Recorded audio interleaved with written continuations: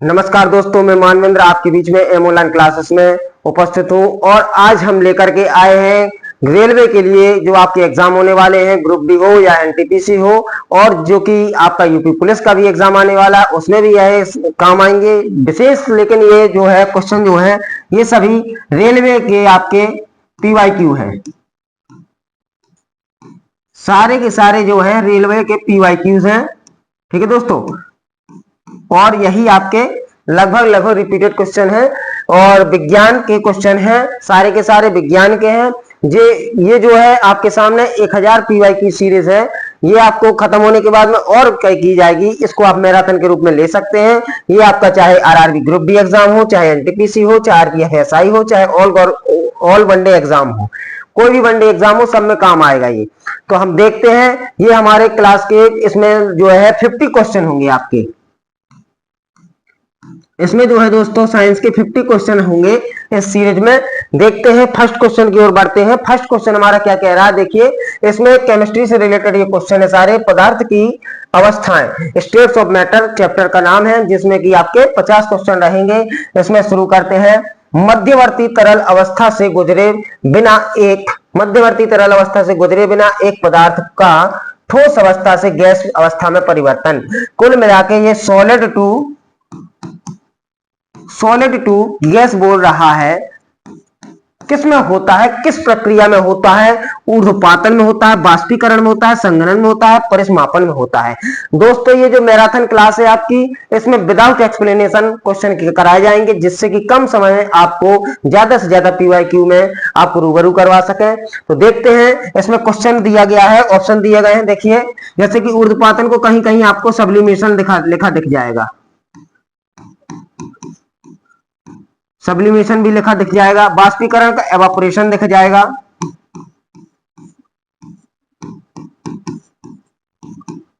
और संघनन का कंडेंसेशन लिख जाएगा, कंडेंसेशन,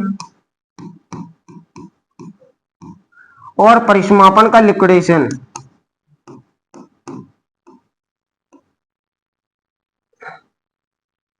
इसका जो है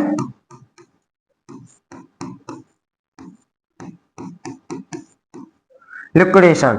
तो इसका जो है आपका सॉलिड टू गैस की बात की जा रही है, यानी कि जैसे कि आपका कपूर जानते हो आप लोग, कपूर जो है सॉलिड होता है, सॉलिड से गैस के रूप में परिवर्तित होता है, तो ये कहलाता है आपका ऊर्ध्वपातन यानी कि सब्लिमेशन। क्या कहलाता है? सब्लिमेशन यानी कि ऊर्ध्वपातन। ठीक है दोस्तों, हम बढ़ते हैं नेक्स्ट क्वेश्चन पे। दूसरा क्वेश्चन क्या रहा है, ब्लैंक स्थान दिया गया, खाली स्थान। एक रासायनिक परिवर्तन नहीं है दोस्तों, याद रखें, नहीं है। तो इसमें ऑप्शन दिए गए, एक अंडे का पकना, एक आइस क्यूब का पिघलना, एक केक को बेक करना, केला सड़ना। तो इसमें से जो है आपको बताना कौन सा आंसर हो सकता है जो कि केमिकल चेंज नहीं है।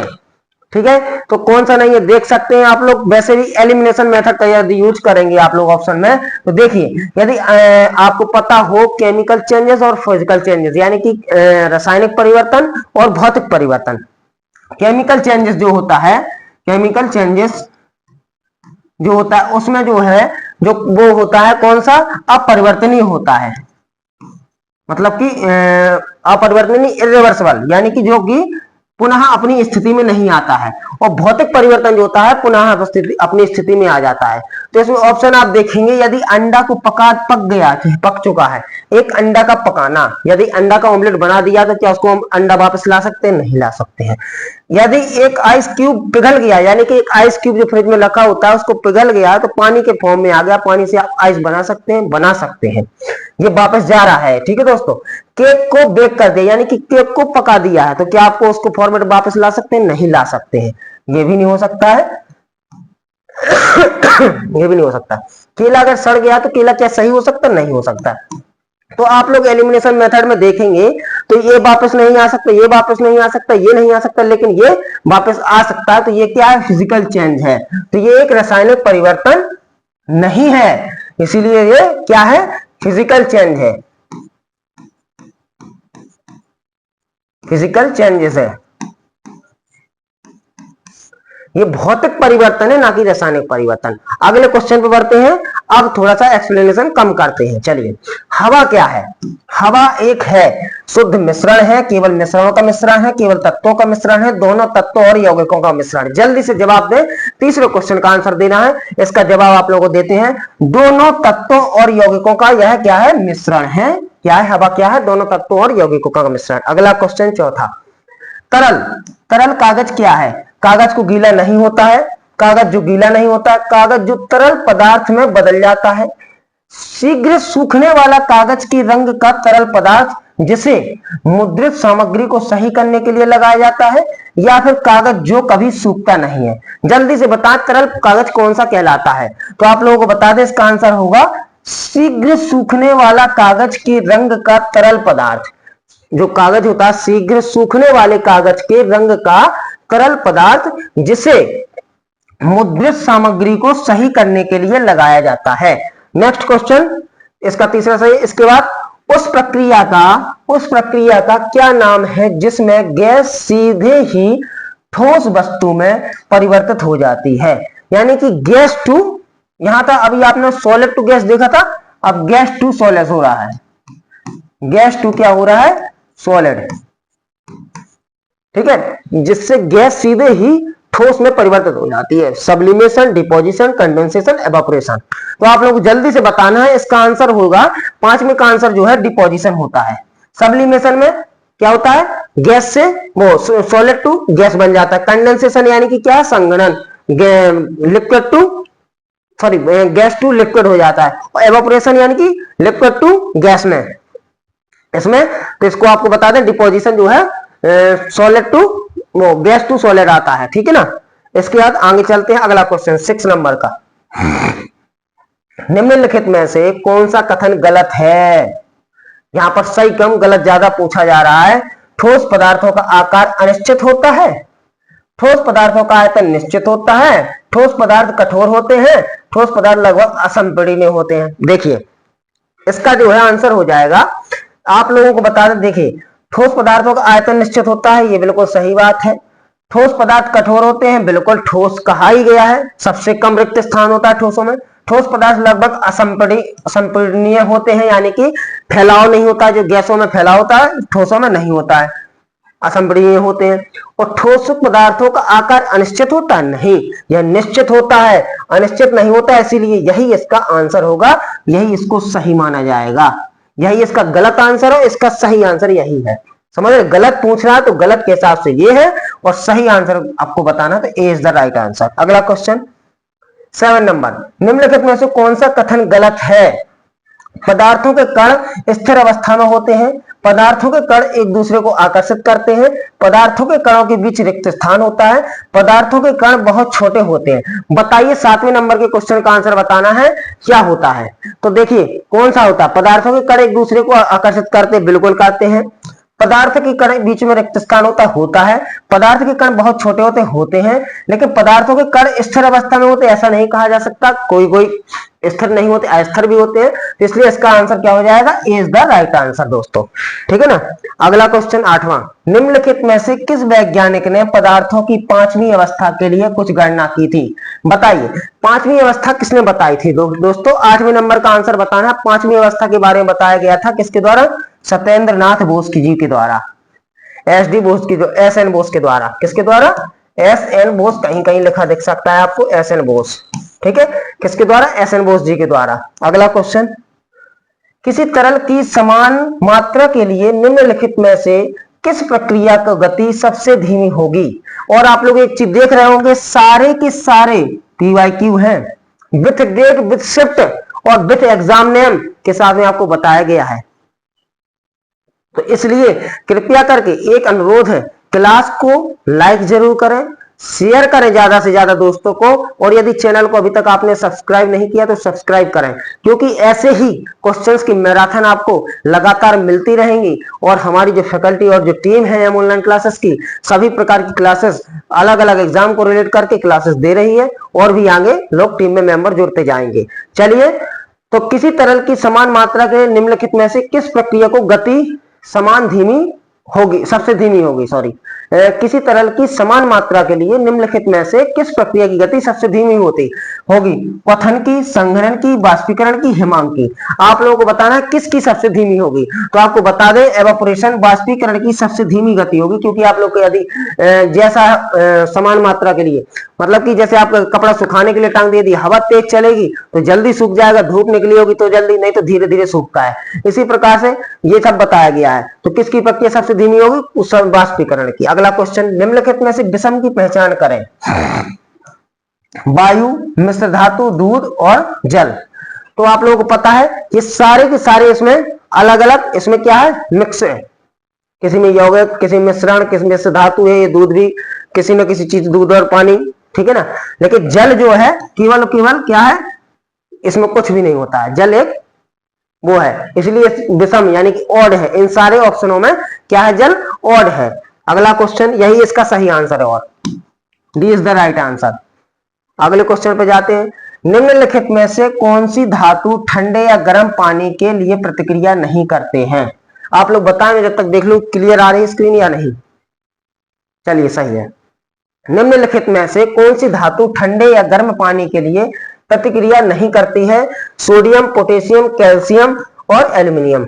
जल्दी से बताएं कौन सी धातु ठंडे या गर्म पानी के साथ प्रतिक्रिया नहीं करती है। तो आप लोगों को पता होगा एक एल्यूमिनियम एक धातु है, ठीक है ना। सोडियम भी धातु है, पोटेशियम भी है, कैल्शियम भी है। लेकिन आपको पता होगा सोडियम तो मिट्टी के तेल में ही रखा जाता है, क्योंकि बहुत अति शीघ्र रिएक्शन करने वाली। ऐसी प्रकार से पोटेशियम और कैल्शियम भी, कैल्शियम यानी कि जिससे चूना वगैरह बनता है, तो गर्म पानी में वो भी हो जाता है, जो ठोस होता है वो अपने आप चूने के फॉर्म में, लिक्विड के फॉर्म में हो जाता है। लेकिन एल्यूमिनियम क्या है, धातु है। एल्यूमिनियम के बर्तन वगैरह भी होते हैं, तो ये ठंडे गर्म पानी में कुछ नहीं होता इनका, इनमें तो पानी उबाला ही जाता है, बॉइलिंग की जाती है पानी की।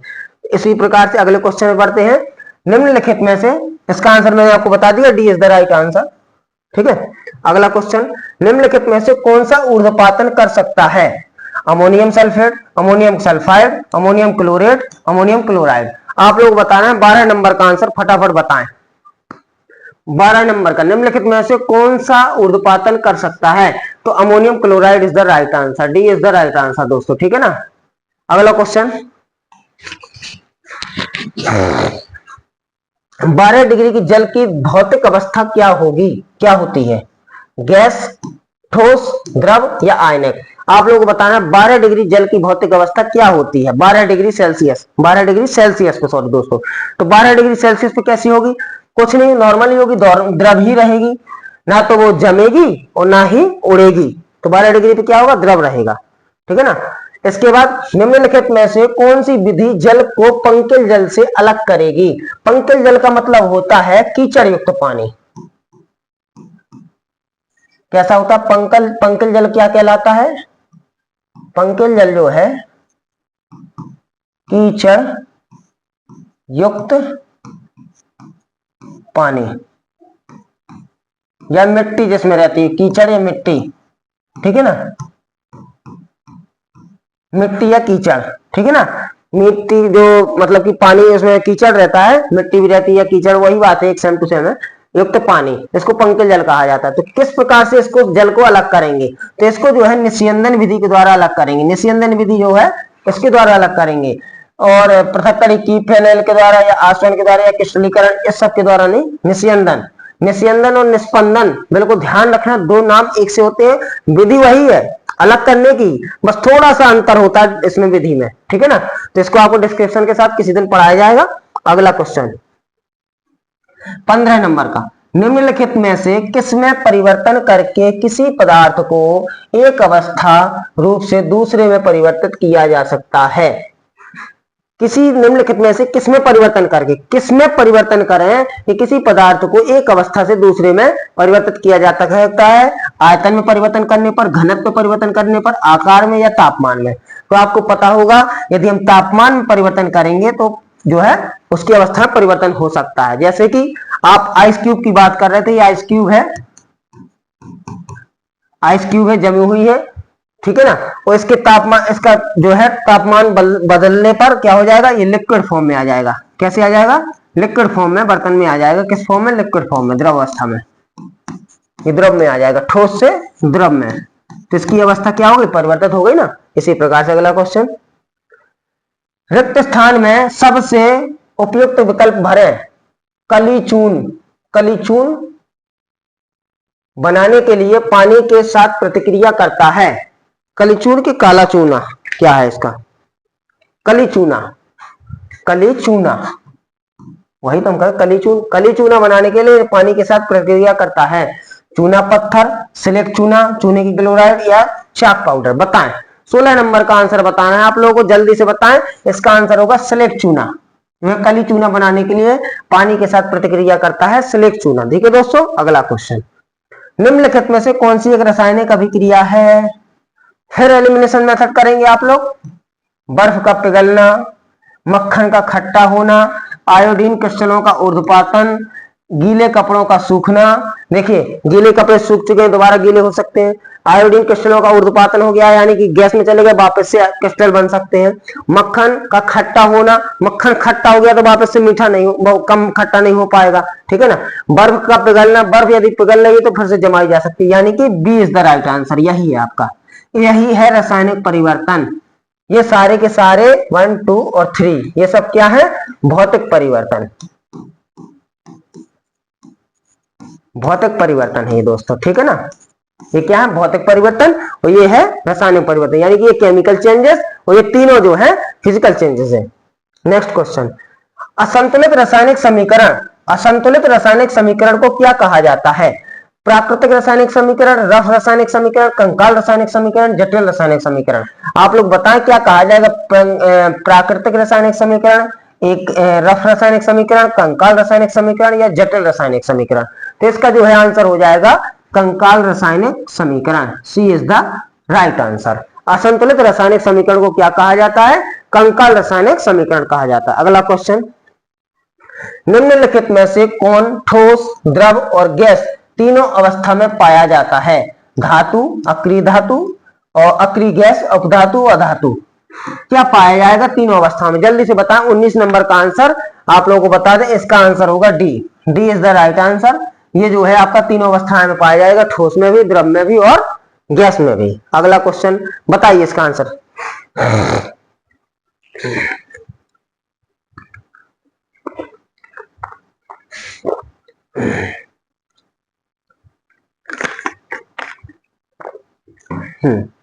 रासायनिक अभिक्रिया जिसमें गर्मी उत्पन्न होती है उसे एक कहा जाता है, क्या कहा जाता है।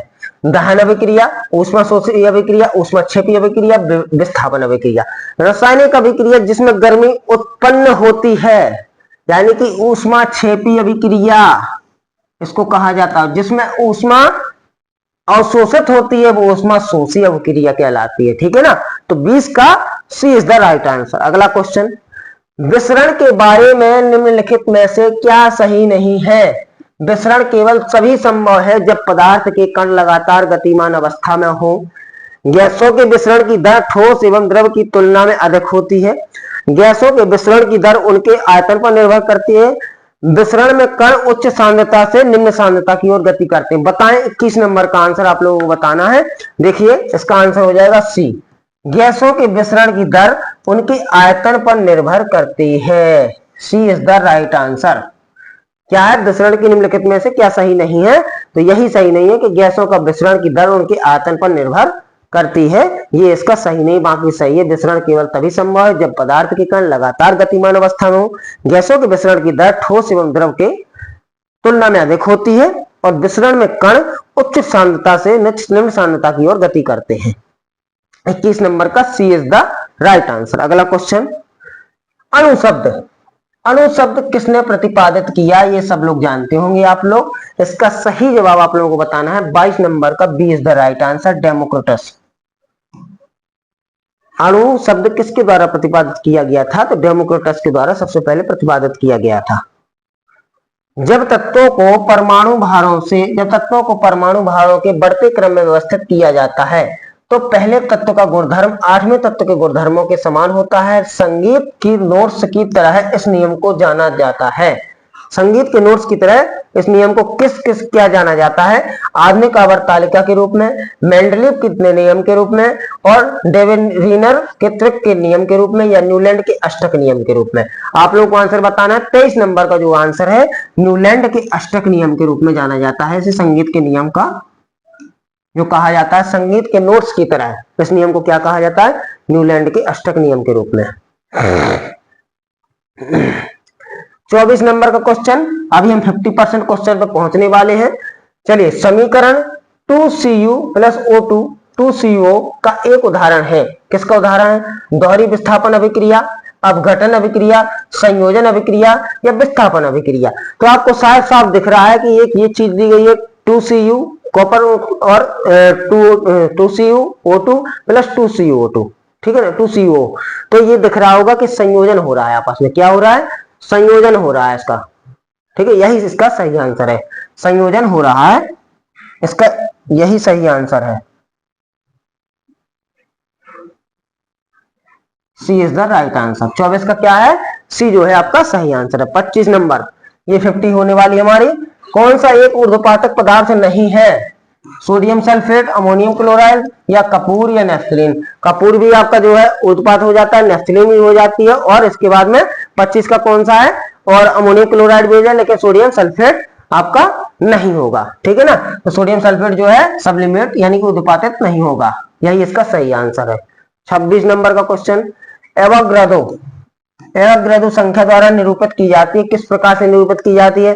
an के फॉर्म में, n/0 के फॉर्म में, n की पावर 0 के फॉर्म में, या फिर ab के फॉर्म में। तो आपको बता दें इसका सही आंसर होगा जो है n0 के फॉर्म में जो है ये संख्या निरूपित की जाती है n0 के फॉर्म में।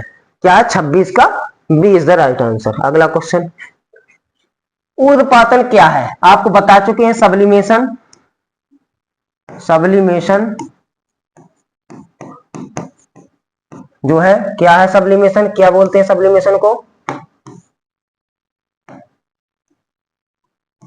सब्लिमेशन, सब्लिमेशन जो क्या है? Solid to gas. Solid to क्या होता है? गैस होती है। तो आप लोगों को साफ साफ ऑप्शन दिख रहा होगा कहीं ना कहीं, ठोस से द्रव में, गैस से तरल, गैस से द्रव में, ठोस से वाष्प में, और तरल से गैस में, यही सी सॉलिड टू गैस। वाष्प नहीं, लिक्विड हो, सॉलिड टू ठोस टू गैस, हाँ सॉलिड टू गैस वाष्प में प्रक्रिया सी। 27 का जो है सी आंसर बिल्कुल सही जवाब है। ठीक है दोस्तों, आगे बढ़ते हैं अगले क्वेश्चन पे। सिल्वर क्लोराइड एक डार्क बोतल में संग्रहित किया जाता है। हवा के संपर्क से बचने के लिए, ऑक्सीजन के साथ प्रक्रिया करने के लिए, सूरज की रोशनी का रंग जोड़ने के लिए, या फिर सूरज की रोशनी की प्रतिक्रिया के लिए, से बचने के लिए। तो साफ साफ दिख रहा है सिल्वर क्लोराइड को एक डार्क बोतल में क्यों रखा जाता है? सूरज की रोशनी के प्रतिक्रिया करने से बचने के लिए। D is the right answer. ठीक है दोस्तों, इसके बाद आगे बढ़ते हैं। Calcium sulphate, calcium sulphate hemihydrate को क्या कहा जाता है? Plaster of Paris, baking soda, Dhawan soda, baking powder. तो आप लोगों को साफ साफ दिख रहा होगा, ये तीन ऑप्शन आपको सुने हुए दिख रहे होंगे कहीं ना कहीं, लेकिन ये प्लास्टर ऑफ पेरिस जो है नया दिख रहा है, और यही नया नाम भी दिख रहा है, सल्फेट हेमीहाइड्रेट। तो यही इसका सही आंसर हो जाएगा, क्योंकि आप लोगों को पता हो प्लास्टर ऑफ पेरिस को सल्फेट, कैल्शियम सल्फेट हेमीहाइड्रेट कहा जाता है। क्या कहा जाता है? कैल्शियम सल्फेट हेमीहाइड्रेट कहा जाता है। 30वां नंबर, 30 नंबर का क्वेश्चन क्या कहता है? किसी वस्तु की अवस्था द्रव अवस्था से गैस अवस्था में बदलने को कहते हैं। क्या कह रहा है? द्रव अवस्था से, यानी कि लिक्विड टू क्या हो रहा है? गैस हो रही है। लिक्विड से गैस में परिवर्तित हो रही है, द्रव अवस्था में बदलने को। साफ साफ दिख रहा है, कपड़े गीले हैं, और कपड़े जो है इनमें पानी है, ये गीले हैं, ये जाकर के यहाँ गैस बन रही है। तो ये क्या बन रहे हैं? गैस बन रहे हैं, बादल बन जाते हैं। तो क्या बन रहा है? वाष्पीकरण हो रहा है। क्या हो रहा है? वाष्पीकरण ही होगा ना। 30 नंबर का बी आंसर बिल्कुल सही जवाब है, एवोपरेशन। द्रवीकरण नहीं हो सकता, ठोसीकरण नहीं, अम्लीकरण नहीं, वाष्पीकरण बिल्कुल सही आंसर है यही इसका। ठीक है, अगले क्वेश्चन बढ़ते हैं। 31, खालिस्तान के द्वारा निश्चित अनुपात का नियम उद्धृत किया गया है। लेवाइजर के द्वारा, डेमोक्रेट्स के द्वारा, प्राउड्स के द्वारा, जॉन डाल्टन के द्वारा। ये सीधा सीधा फैक्चुअल आंसर है, याद करने वाला। किसके द्वारा निश्चित अनुपात का नियम उद्धृत किया जाता है? तो प्रोड्स के द्वारा। ठीक है दोस्तों, किसके द्वारा? प्रोड्स के द्वारा। 31 का सी इज द राइट आंसर। अगले क्वेश्चन पे 32, किसी भी पदार्थ के एक अणु में 6.0 यानी कि 1 mole equals to 6.023 into 10 to the power 23 होता है। तो यदि CO2 में इतने इतने कण मौजूद हैं तो CO2 के अणु की संख्या बताना है।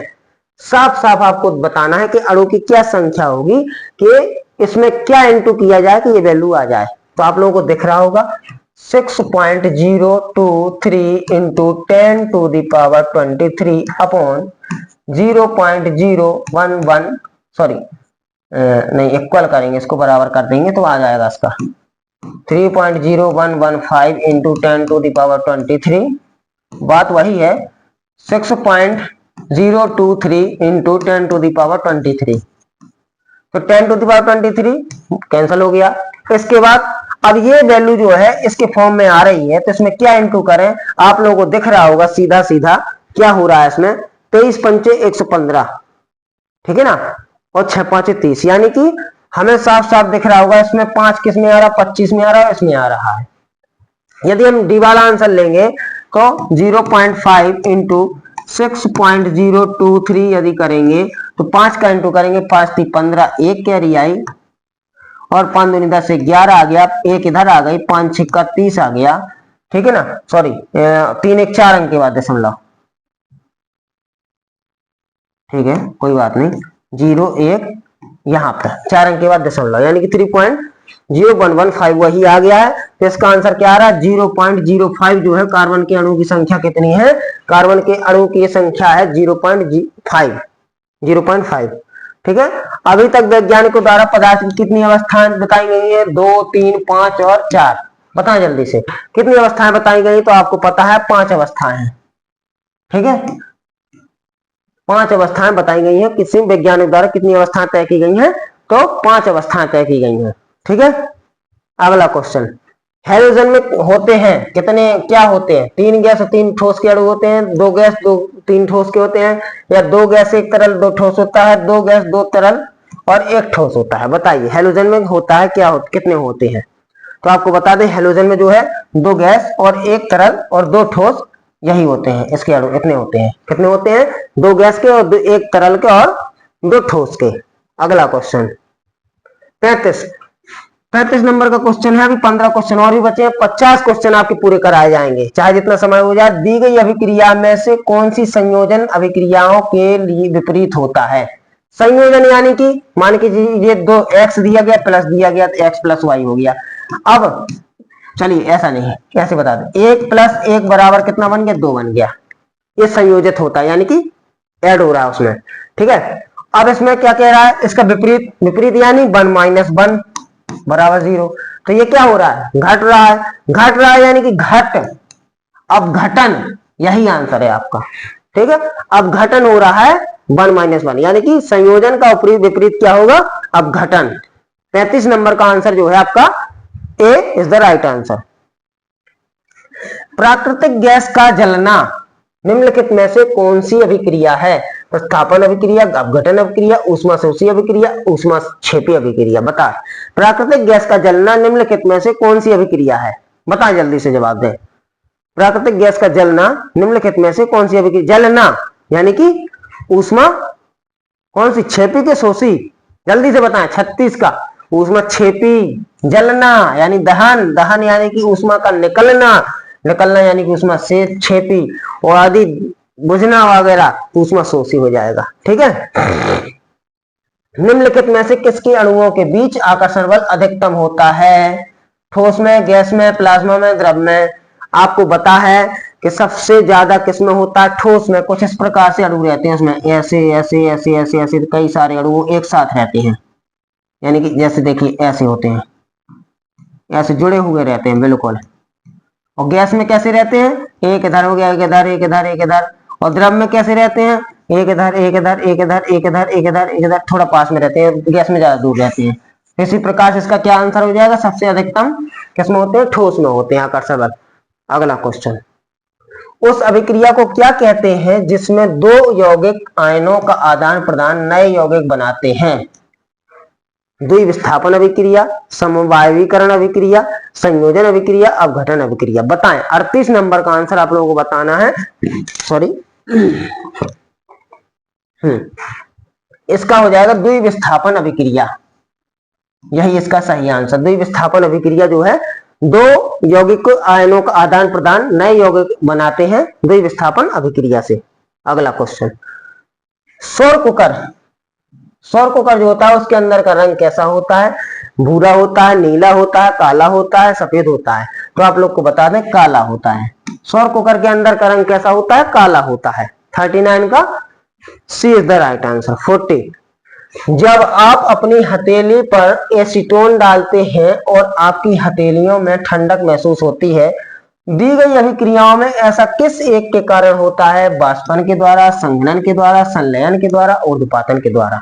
जब आप अपनी हथेली पर एसीटोन डालते हैं तो आपको ठंडा महसूस होता है, क्यों होता है, किस कारण से होता है, किस विधि के द्वारा होता है? तो आपको पता होगा बाष्पन के कारण होता है। बाष्पन यानी कि एवापोरेशन के द्वारा, एवापोरेशन बाष्पन के द्वारा होता है। चलिए, विस्थापन अभिक्रिया के संबंध में निम्नलिखित में से, विस्थापन अभिक्रिया के संबंध में निम्नलिखित में से कौन सा कथन सत्य है? विस्थापन अभिक्रिया के संबंध में निम्नलिखित में से कौन सा कथन सत्य है? एक अधिक अभिक्रियाशील धातु अपने जलीय विलयन से अपेक्षाकृत कम अभिक्रियाशील धातु विस्थापित करती है। एक रासायनिक अभिक्रिया जिसमें एक एकल यौगिक बनाता है। एक कम ऋण विद्युती अपने जलीय विलयन से अपेक्षाकृत कम ऋण विद्युती धातु को विस्थापित करता है। एक कम अभिक्रियाशील धातु अपने जलीय विलयन से अपेक्षाकृत अधिक धातु को विस्थापित करती है। तो निम्नलिखित में से कौन सा कथन सत्य है? तो आपको बता दें 41 नंबर का ये जो है बिल्कुल सही आंसर है कि एक अधिक अभिक्रियाशील धातु, विस्थापन अभिक्रिया, एक अभिक्रियाशील धातु अपने जलीय विलयन से अपेक्षाकृत कम अभिक्रियाशील धातु को विस्थापित करती है। यानी कि जो बड़ी विस्थापन अभिक्रियाशील धातु ज्यादा है वह जलीय विलयन से छोटे वाले को विस्थापित करती है, हम बड़ी आ जाती है, वो छोटा दूसरी जगह चला जाता है। ठीक है ना, ये इज द राइट आंसर। पदार्थ के विभाजन के विचार को खालिस्तान में लंबे समय से माना जाता है। कहां पर? ये रूस में, भारत में, चीन में, यूनान में। तो ये जो है पदार्थ की विभाजन के विचार को खालिस्तान में लंबे समय से माना जाता था। कहां पे माना जाता था? ये भारत में। ठीक है दोस्तों, भारत में। अगला क्वेश्चन 43, द्रव के ठोस में परिवर्तन की प्रक्रिया को क्या कहा जाता है? द्रव यानी कि liquid to solid, liquid to solid, विखंडन, उत्सादन, घनीकरण, संलयन। बताइए जल्दी से, इसका जवाब बताएं। द्रव टू ठोस, ठीक है, द्रव से ठोस हो रहा है तो क्या हो रहा है? घनीकरण। ठीक है, यानी कि इकट्ठे हो रहे हैं। घनीकरण यानी घन, घनी से मतलब कि जैसे घना घना होना, कोई चीज कहते हैं ना घनी घनी बात करे, राजस्थान बोलते घना बोले से। ठीक है ना, इसी प्रकार से 44 नंबर क्वेश्चन, किसी पदार्थ को एक अवस्था से दूसरी अवस्था में कैसे परिवर्तित किया जा सकता है? इलेक्ट्रोलाइट का प्रयोग कर, अम्ल एवं क्षार का प्रयोग कर, दाब बढ़ाकर, उसमें ऊर्जा को अवशोषित और विकृत कर। बताएं जल्दी, 44 नंबर का आंसर बताना है आपको। देखिए, उसमें ऊर्जा को अवशोषित और विकृत करके जो है किसी भी पदार्थ की अवस्था को परिवर्तित किया जा सकता है। अगला क्वेश्चन 45 नंबर का, खालिस्तान को किस वस्तु में मौजूद पदार्थ की मात्रा के रूप में परिभाषित किया जाता है? परमाणु को, अणु को, भार को, द्रव्यमान को। किसी वस्तु के मौजूद पदार्थ की मात्रा के रूप में परिभाषित किया जाता है। किसी वस्तु में मौजूद पदार्थ की मात्रा के रूप में परिभाषित किया जाता है। तो किसके रूप में परिभाषित? परमाणु, अणु, भार और द्रव्यमान। बताएं जल्दी से, 45 नंबर का आंसर जो है उसके द्रव्यमान के रूप में। किस रूप में परिभाषित कर सकते हैं? द्रव्यमान के रूप में। मौजूदा पदार्थ की मात्रा जो है, मात्रा क्वांटिटी, क्वांटिटी की बात कर रहा तो द्रव्यमान ही आएगा ना। ठीक है, किसने सुझाव दिया था कि जीवन सरल अकार्बनिक अजैवी अणुओं से विकसित हुआ है? मरे ने, डार्विन ने, हाल्डेन ने, मेंडल ने। किसने दिया था? इसका सीधा सीधा फैक्चुअल आंसर है Haldane. Haldane is the right answer है, 46 नंबर का सी। लास्ट के 3 क्वेश्चन बचते हैं दोस्तों, जल्दी से देखिए आरआरबी ग्रुप डी 5/11/2018 में आया था। शिफ्ट थर्ड का क्वेश्चन है, एक अभिक्रिया जिसमें एक पदार्थ के एक या अधिक अणु आपस में दोहरे या तिहरे आबंध में माध्यम से जुड़े होते हैं, को कहा जाता है? एस्टरीकरण, योगात्मक अभिक्रिया, कार्यात्मक समूह, जल अपघटन या साबुनीकरण। एक अभिक्रिया जिसमें एक पदार्थ के एक या अधिक अणु आपस में दोहरे या तिहरे आबंध के माध्यम से जुड़े होते हैं को क्या कहा जाता है? जल्दी से बताएं 47 नंबर का आंसर। देखिए क्या कहेंगे 47 नंबर में, यही कहेंगे कि योगात्मक अभिक्रिया होगी, क्योंकि जब वो कह रहा है कि एक या अधिक अणु आपस में दोहरे या तिहरे आबंध के माध्यम से जुड़े होते हैं, पहले ही बोल रहा जोड़ना, तो योगात्मक अभिक्रिया हो जाएगी। अगला क्वेश्चन 48, निम्नलिखित में से पृथ्वी पर सबसे कठोरतम पदार्थ क्या है? सोपस्टोन, कार्बाइन, एरोग्राफेन या एरोग्रेफाइट। बताएं जल्दी से, पृथ्वी पर सबसे कठोरतम पदार्थ क्या है? कार्बाइन, इससे ज्यादा, कार्बन से ज्यादा कोई पदार्थ नहीं है। हीरा कार्बन का ही एक रूप है ना, सबसे कठोर पदार्थ है। अगला क्वेश्चन 49, गैसों और द्रवों का सामान्य नाम क्या है? द्रव है, सरल रालरोजन है, जेल है और रसायन है। जल्दी से बताएं, आंसर आप लोग बताएं। गैसों और द्रवों का सामान्य नाम क्या है? द्रव कहा जाता है। ठीक है दोस्तों, अगला क्वेश्चन लास्ट क्वेश्चन है आपके सामने। चलिए 50 नंबर कंप्लीट होने वाले हैं। 50 नंबर लास्ट क्वेश्चन, किसी पदार्थ के उच्च सांद्रता वाले क्षेत्र से निम्न सांद्रता वाले क्षेत्र में जाने को क्या कहा जाता है? ऊर्ध्वपातन, विसरण, संघनन, बाष्पीकरण। जल्दी से जवाब दे। 50 नंबर का आंसर जो आपको बता है, अभी एक क्वेश्चन करवाया था विसरण संबंधी, यही है वही चीज, उसी के संबंध में आंसर आ रहा है। वही क्वेश्चन था, किसी पदार्थ के उच्च सांद्रता से निम्न सांद्रता वाले क्षेत्र में जाना क्या कहलाता है? विसरण कहलाता है, जो कि आरआरबी जे स्टेज का क्वेश्चन है और 23 मई 2019 को शिफ्ट सेकंड में हुआ था। इसमें आपका जे हुआ, एएलपी हुआ, एनटीपीसी हुआ, ग्रुप डी हुआ, सारे प्रकार के क्वेश्चन इसमें मिसलेनियस जो है ऐड किए गए हैं। लेकिन अभी फिलहाल में इस पीपीटी की मैराथन में केवल और केवल आपकी केमिस्ट्री के क्वेश्चन है। ठीक है ना, केमिस्ट्री के ओनली क्वेश्चन है। कोशिश ये की जाएगी कि आपका फिजिक्स हुआ, कोशिश की जाएगी फिजिक्स, केमिस्ट्री, ठीक है, केमिस्ट्री और बायोलॉजी,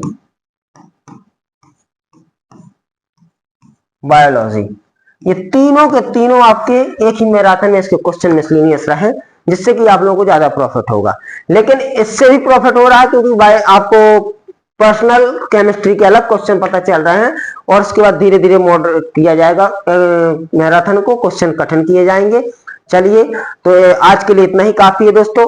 अगला कोई क्वेश्चन तो बचा नहीं है, चलिए कुछ नहीं बचा है, और इसके साथ ही हमारी क्लास समाप्त करते हैं। यह क्लास पसंद आती है तो लाइक जरूर करें, दोस्तों को ज्यादा से ज्यादा शेयर करें, और यदि आपने चैनल को अभी तक सब्सक्राइब नहीं किया तो सब्सक्राइब करें और बेल आइकन को जरूर प्रेस करें, जिससे कि आपको हमारी क्लासेस का नोटिफिकेशन मिलता सही।